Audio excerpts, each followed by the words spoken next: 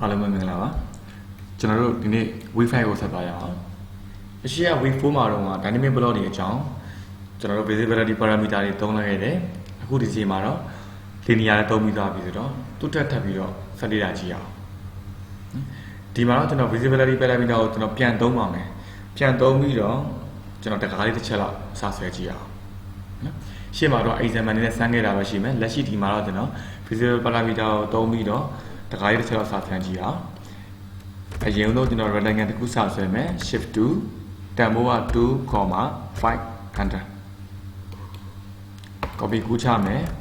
ဒီဘက်ကိုကျွန်တော်တို့2ပေလောက်2ပေခွဲလောက်ပေါ့နော်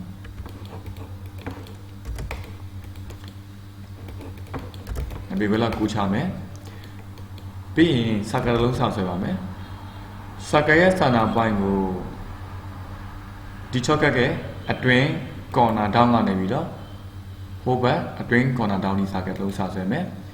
။အဲဒီကြောင့်ဆက်မယ်။အတွင်း corner down ကနေပြီးတော့စာကရဲ့ dot corner ပိုင်းဆက်လိုက်မယ်။အပြင်ဘက်ကအကောင်တွေကို T ရ enter နဲ့ twin ထုတ်လိုက်တယ်။ offset ရိုက်မယ်တလက်မလောက်တကားရဲ့ thickness လေးပေါ့။ line လေးပေးပေးလိုက်မယ်။ဒီပုံလေးရပါပြီ။အဲ့ဒီကောင်ကျွန်တော် block ဖွဲ့လိုက်မယ်D1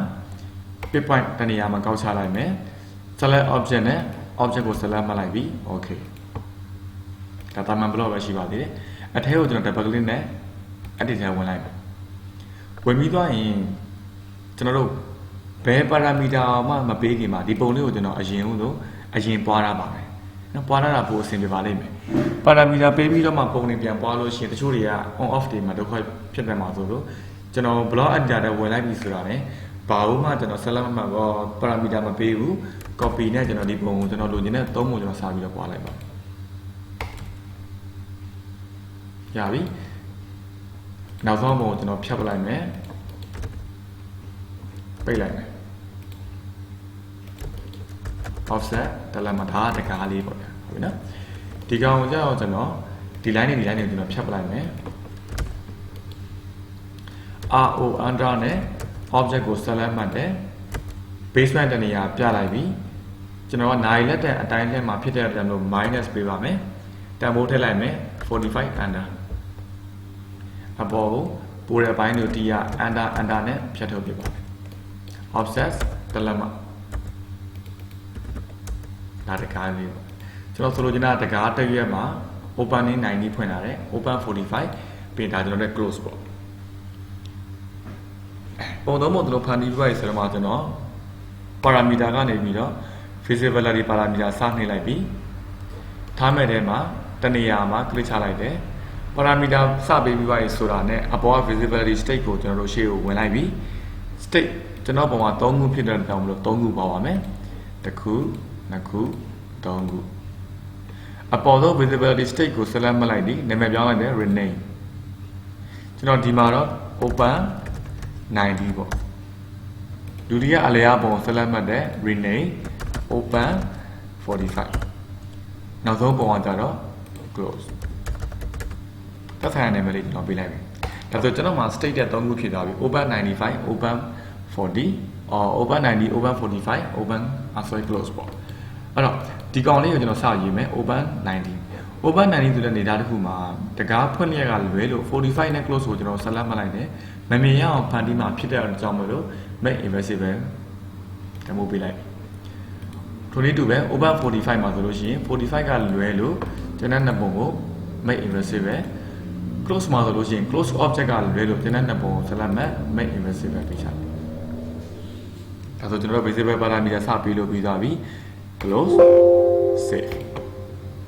ကျွန်တော်ပုံ select မှကြည့်မယ် visible parameter ပေးလိုက်တဲ့နေရာမှာကျွန်တော်တို့ရဲ့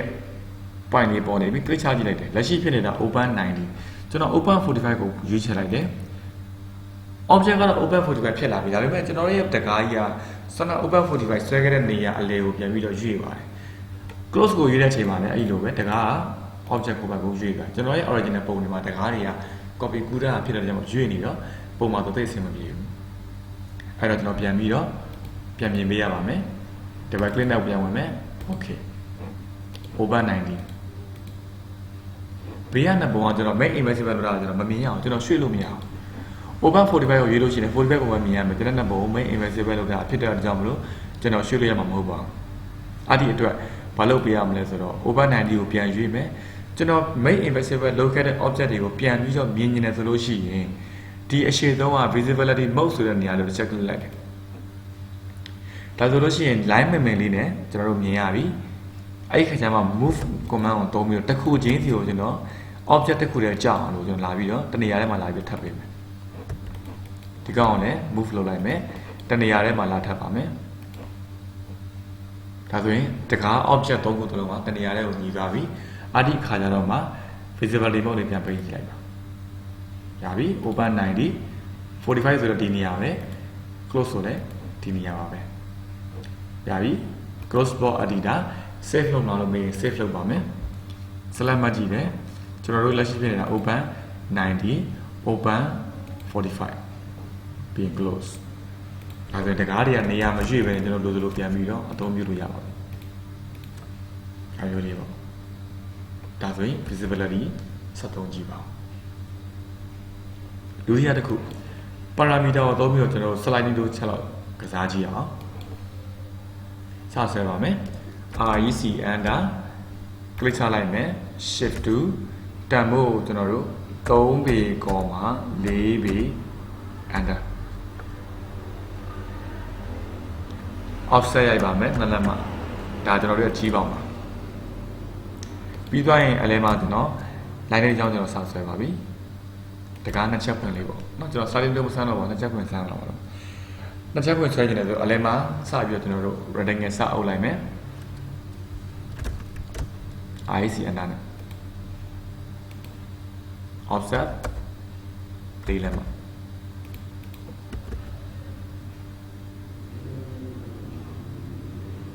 ပြီးရင်မမေ့ရအောင်เนาะကျွန်တော်တို့ရဲ့ဒီ rectangle ဆွမ်းအုပ်ထားတဲ့ဒီတစ်ထပ်ကိုကျွန်တော်ပြန်ပြဖြတ်ပေးပါဦးเนาะမဟုတ်လို့ရှိရင် object တွေကကိုဆလမမီတဲ့ဥစ္စာနဲ့ဆလမမီတဲ့ဥစ္စာရောပြီးတော့တချို့ object တွေကပါမလားဖြစ်တာဆိုလို့ပါအားဒီအတွက်ကျွန်တော်တို့ rectangle အုပ်လိုက်တဲ့ကောင်လေး offset ရိုက်ယူရတယ်ဆိုလို့ရှိရင်ပြန်ပြီးတော့အပြန်ကောင်လေးပြန်ဖြတ်လိုက်ပါဒါလေးကို copy ယူချပါမယ် CO under ဒီဘက် point နေကြိုင်မယ်ဒီမှာလာထားမယ်ရပါပြီနောက်တစ်ခါပြန်လုပ်ပြပါမယ်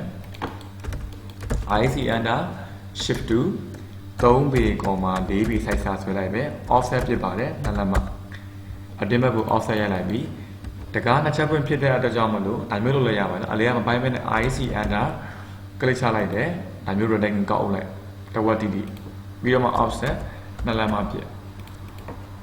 sorry 4လက်မှာပြည့်ပြီး4လက်မှာ4ကိုယူလိုက်မယ် copy ယူချမယ်ဒီမှာလာထားမယ်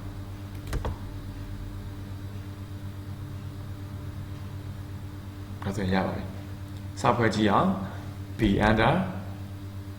နာမည်ပေးလိုက်မယ် W2 bit point ကလစ်ချလိုက်ပြီ select object နဲ့ object တွေကို select မှတ်ပါတယ် okay ပါမ block ပဲရှိတယ်သူ့ကိုကျွန်တော် dynamic block ဖြစ်ပြောင်းနေတယ်အထက်ကို double click နဲ့ဝင်လိုက်ပြီ okay site အလျားအနံပြောင်းလဲမှာဆိုလို့ရှိရင်ကျွန်တော်တို့သူ့ကို parameter ထဲမှာအရင်လိုပဲ visibility မပေးဘဲနဲ့ linear စပြီးမယ် linear parameter ကိုယူပါတယ် step point end point ထားမှတ်နေရာမှာကလစ်ချပြီးရင်ဆွဲဆက်မဲ့ဘတ်မဟုတ်တဲ့ဒီဘက်ချင်းကဘယ်ဘက်ချင်းကမြားကောင်းလေးကို window လေးကောက်ပြီးဆိုလို့ရှိရင်ယူလိုက်မယ် delete key နဲ့ဖြတ်ထုတ်လိုက်ပြီဒီဘက် action တစ်ခုတည်းကိုကျွန်တော်ဆွဲဆက်ပါမယ်နောက်တစ်ခု action စပေးပြီ action ထဲမှာ strat action select parameter ဆိုတော့ parameter ကို select မှတ်ပါတယ် associate point ပြပါဆိုတော့ကျွန်တော် associate point ပြလိုက်ပြီ strat frame ကောက်ပါဆိုတော့ဒီကားကျွန်တော် diamond တော့ကောက်လို့မရတော့ဘူးကျွန်တော်ရဲ့တကားနှစ်ချက်ဖွင့်ဖြစ်သွားဖြစ်တဲ့ကြောင့်မလို့ကျွန်တော်အရင်ဆုံးတကားတစ်ချက်ကတဝက်ကိုပဲအရင်ကောက်မယ်ကျွန်တော်အတိုင်းတိုင်းလိုက်ကောက်ကြည့်ပါနော် select object နေရာမှာ object တွေအားလုံး diamond ကျွန်တော် select ကောက်လိုက်ပါတယ်ကျွန်တော်တို့ရဲ့ ring အတွင်းကို frame အတွင်းကိုဝင်တဲ့ object တွေအားလုံး select ကောက်လိုက်ပဲပြီး unknown ခေါ်ချလိုက်ပါဒါဆိုရင်ကျွန်တော်ရဲ့ distance 1ကိုပေးလိုက်တဲ့ action ပြီးသွားပြီပြန်ဆန်းသက်ကြည့်အောင် close save ပထမ W2 ကို select မှတ်ပြီး parameter ပွိုင်းနေပြီးဆွဲချက်လိုက်တယ်ဟော distance 1 parameter တော့အလုပ်လုပ်ပါတယ်ဒါပေမဲ့ဒုတိယတကားကြီးတစ်ချက်ကကျန်ခဲ့ပါတယ်ဒါဆိုကျွန်တော်ပြန်ဝင်ပါမယ်ပြန်ပြင်မယ်ကျွန်တော်တို့တကားနှစ်ချက်ဖြစ်တဲ့အတွက်ကြောင့်မလို့ကျွန်တော်တို့ရဲ့ parameter ကိုနောက်တစ်ခုစပြီးတော့သတ်မှတ်ပါမယ်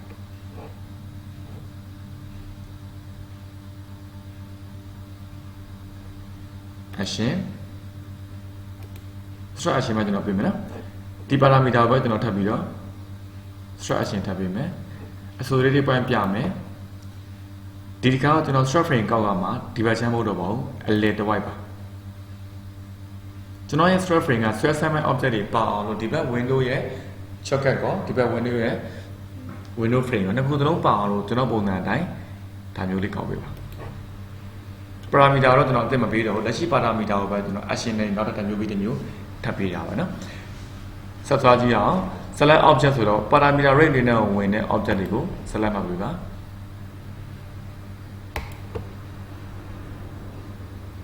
ပြီး enter ခေါက်ပါ close save ပြန်ခန်းကြည့်အောင် select မှပြီး parameter point set ကလေးနဲ့ဆွဲကြည့်တယ်ဒီ object ကြီးကလိုက်ပါလာတယ်အရင်ကတော့တစ်ဖက်မပါတော့ဘူးဒုတိယတစ်ခုလိုက်ပါလာတယ်โอเคနော်ပြန်လုပ်ကြည့်အောင်အာဒီအတွက်ကျွန်တော်ဗာပေးရမလဲဆိုတော့ကျွန်တော်တို့တွေရဲ့ second struct frame ဟုတ်ပြီနော်ကျွန်တော်မှာ struct ကနှစ်ခုရှိသွားပြီ user နဲ့ရှေ့ရပေးလိုက်တဲ့ struct အလဲကိုပေးတဲ့ struct action အလဲကိုနောက်ဆုံးပေးလိုက်တဲ့ struct action ကို select မှတ်ပါ select မှတ်လိုက်ပါဒီ struct action ပါပြီဆိုလို့ရှိရင်ကျွန်တော်တို့သူ့ကို right click ထောက် properties ကိုခေါ်ချပါမယ်ကျွန်တော်တို့ဒီ struct action ကိုကြတော့ဘယ်လိုပေးရမလဲဆိုတော့ totally distance ရဲ့အမြဲတမ်းတစ်ဝက်ရအောင်ပေးပါမှာဆိုလိုချင်တာကတကားနှစ်ချက်က10ပေဖြစ်သွားသည်ရှိတော့လေအလဲကတကားကအမြဲတမ်းအလဲကဒီ struct action ပေးလိုက်တဲ့နေရာဒီ totally 10ပေရဲ့တစ်ဝက်4ပေမှာအမြဲတမ်းကြံခဲ့အောင်လို့တကားနှစ်ဖက်အချိုးစားညီအောင်လို့ second struct action ကိုကျွန်တော် select မှတ်လိုက်တယ် selection မိတဲ့ခါမှာ property ကခေါ်ချမယ်အဲ့ဒီအထဲမှာကျွန်တော်တို့ဘယ်သွားမလဲ override ဆိုတဲ့ကောင်းတဲ့အောက်ကိုသွားမယ် override ထဲမှာ distance parameter တန်ဖို့ကျွန်တော်ကတဝက်တိတိ short ချနေတာဖြစ်တဲ့အတွက်ကြောင့်မလို့ distance parameter မှာ1ဖြစ်နေတဲ့အစား 0.5 လို့ကျွန်တော်သတ်မှတ်ပါပြီးသွားရင်နော် override နေရာမှာ distance parameter 0.5 နောက်တစ်ခါပြန်လုပ်ပြပါမယ်ကျွန်တော်တို့ struct action နှစ်ခုပေးပြီးတဲ့အချိန်မှာပထမဆုံး struct action ကိုမလုပ်ဘူးဒုတိယပေးလိုက်တဲ့ struct action တနည်းအားဖြင့်အလဲတစ်ဝက်ပဲကြံခဲ့နေတဲ့ struct action လေးကို select မှတ်လိုက်တယ် selection မိပြီဆိုလို့ရှိရင် right click ထောက် property ဘာခေါ်ချမယ် second struct action property ထဲမှာကျွန်တော်တို့ parameter ဆိုတဲ့ override နေရာကိုသွားပြီးတော့ distance multiplier ဆိုတဲ့နေရာတန်ဖိုးလေးကို 0.5 လို့ပြင်ပါမယ်။ဘာကြောင့်ပြန်လဲဆိုတော့ကျွန်တော်တို့အဲ့ဒီတန်ဖိုးကိုကျွန်တော်အမြဲတမ်းတစ်ဝက်တိတိမှာကြံနေနေလို့ပါ။လက်ရှိ distance 1ရဲ့အမြဲတမ်းတစ်ဝက်နေရာမှာဒီကောင်လေးအမြဲတမ်း line မှာတကားနှစ်ဖက်ကအချိုးစားညီမှာဖြစ်ပါမယ်။ close save စမ်းကြည့်လိုက်တယ်။ဟောဒါဆိုရင်ကျွန်တော်တကားဘယ်လောက်ပဲဆွဲအလဲကဒီ parameter frame လေးကိုကျွန်တော်က override တန်ဖိုးတစ်ဝက် 0.5 ပေးခဲ့တာဖြစ်တဲ့အတွက်ကြောင့်ဒီကောင်လေးကအမြဲတမ်းကျွန်တော်တို့ object ရဲ့တစ်ဝက်တိတိနေရာမှာပဲလိုက်ပါတော့ဖြစ်ပါတယ်။ကိုက10ပေဆိုလဲဒီကောင်ကနှကားနှစ်ချက်က4ပေဖြစ်မှာပါ။အကယ်၍3ပေဆိုရင်1ပေပဲဖြစ်မှာပါ။ဒါကျွန်တော်တို့ struct action လုပ်ပါမယ်။ချက်ချင်းပြပါမယ်။ struct action ပေးဖို့ကျွန်တော်2မျိုးပေးရတယ်။ပထမတစ်ခုကကြတော့ကျွန်တော်တို့သူ့ကိုပုံမှန်တိုင်းပဲဒီဘက်ချမ်း window ကောက်ပေးတယ်။နောက်တစ်ခုကကျတော့အဲ့ဒီ distance 1 parameter ကိုပဲနောက်တစ် struct action တစ်ခုပေးတယ်ဒီကကျတော့ကျွန်တော် alert တိတိဒီ object တွေပါအောင်လို့ window frame ကောက်တယ်ကောက်ပြီးသွားရင်ကျွန်တော် second ကောက်လိုက်တဲ့ struct frame ကအများနဲ့တစ်ဝက်မှာကျန်ခဲ့ကြတာဖြစ်တဲ့အတွက်ကျွန်တော်ဒီကောင်ကို select မှတ်ပြီးတော့ properties ဘောက်ခေါ်လိုက်တယ် second struct frame ကိုနော် property ဘောက်ခေါ်တယ်အဲ့ဒီအထဲမှာမှ override ဆိုတဲ့နေရာမှာ distance multiplier ဆိုတဲ့တန်ဖိုးကို 0.5 ကျွန်တော်ပြင်လိုက်တယ်အများနဲ့တစ်ဝက်တိတိတန်ဖိုးနေရာနေပြီးတော့ပြောင်းလဲသွားအောင်လို့ဒါဆိုရပြီဆိုရင်ပြန်ထမ်းကြည့်တဲ့အခါမှာဒီတန်ဖိုးတွေကဘယ်လောက်ပဲပြောင်းပြောင်းအလဲ second struct frame ကကြတော့ကျွန်တော်တို့ 0.5 တန်ဖိုးနေရာမှာအများနဲ့ကျန်ခဲ့ပါမယ်ဆိုလိုချင်တာတခါကြီးကနှစ်ရွက်အချိုးစားညီသွားတယ်ပေါ့ပြီးတန်ဖိုးတိကျသွားလို့မရဘူးကိစ္စမရှိဘူးပထမနီးတိုင်းပဲ distance 1ဆိုတဲ့ parameter လေးကို select မှတ်မယ်တန်ဖိုးထည့်ပေးမယ် right click ထားလိုက်မယ် properties ခေါ်လိုက်ပါတယ် property ထဲမှာမှကျွန်တော်တို့က value source နေရာကို distance type ကို none ဖြစ်တဲ့နေရာမှာကျွန်တော်သူ့ကို list နဲ့တောင်းမယ် default တန်ဖိုးကျွန်တော်က3ပေပေးတာဖြစ်တဲ့ကြောင့်3ပေဝင်နေပြီကျွန်တော်3ပေပေးခြင်းနဲ့နောက် site ကို3ပေနဲ့6လမ်းမှာပေးမယ်ပြီးရင်ကျွန်တော်3ပေနဲ့10လမ်းမှာပေးမယ်4ပေပေးခြင်းနဲ့ကိုလိုချင်တဲ့ distance တန်ဖိုးတွေကိုအလျားတန်ဖိုးပြောင်းလိုက်အနံကတော့ကျွန်တော်ဒီမှာတော့ stretch action မပေးတာဖြစ်တဲ့ကြောင့်မလို့တခုတည်းရမယ်နော်ဒီအနံကတော့ပုံသေးဘူးအကယ်၍သာဒီအနံကိုလည်းအတိုး short ပြောင်းချင်တယ်ဆိုလို့ရှိရင်ပထမနီးတိုင်းမှာ parameter နေရာမှာ strap ပေးမှာပေါ့ parameter နေရာမှာ strap ပေးမယ်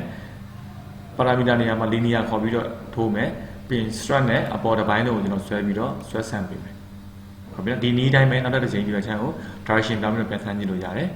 အခုတော့ကျွန်တော်ကလောလောဆယ် distance 1ကိုပဲ parameter ဓာတ်မိုးတွေကိုကျွန်တော်ဒီမှာ value တွေကိုထည့်သွင်းလိုက်ပြီး close save နဲ့ဆန့်ကြည့်ပါမယ်ကျွန်တော်ရဲ့ parameter လေးတွေကအရင်လိုမျိုးဘယ်နဲ့နားမဖြစ်တော့ဘူးအတိအကျသွားပါတယ်ဒါပေမဲ့လည်းပထမနီးတိုင်းမှာတန်ဖိုးတွေမမြင်ရသေးဘူးတန်ဖိုးအတိအကျအောင်ကျွန်တော်မှန်းပြီးတော့ click ချလို့မရပါဘူးအဲဒီအတွက်တန်ဖိုးမြင်ရအောင်လို့ဒီပရင်းပေါက်ကြီးကိုကျွန်တော်ထပ်ပြီးတော့ parameter အသစ်ထပ်ပေးမယ်ဒီတစ်ခါပေးရမယ့် parameter ကကျွန်တော် lookup ပါ lookup parameter ကိုယူမယ်တနေရာမှာ click ချမယ် action ကိုဝင်မယ် lookup action ကိုယူမယ် select parameter တောင်းတဲ့အခါမှာကျွန်တော်တို့ click ချလိုက်တဲ့ lookup parameter လေးကို select ပေးလိုက်ပြီးအများနဲ့မမေ့ရဘူးနော်ဒီမှာသွားပြီးတန်းယူတဲ့အခါမှာတမိုးပေါ်မှာမဟုတ်သေးဘူးအရင်ဆုံး add လုပ်ရအောင်မယ် add property ကျွန်တော်တို့ distance 1ရဲ့တန်ဖိုးကိုကြည့်မှဖြစ်တော့ကြောင့်မို့ distance 1 okay ရလာပြီရွေးမယ် distance 1မှာကျွန်တော်ပေးခဲ့တဲ့3ပေ3ပေ6 3ပေ30 4ပေဒါကျွန်တော် h တန်ဖိုးကိုကျွန်တော်ပြောင်းလဲလိုက်ပါပြီ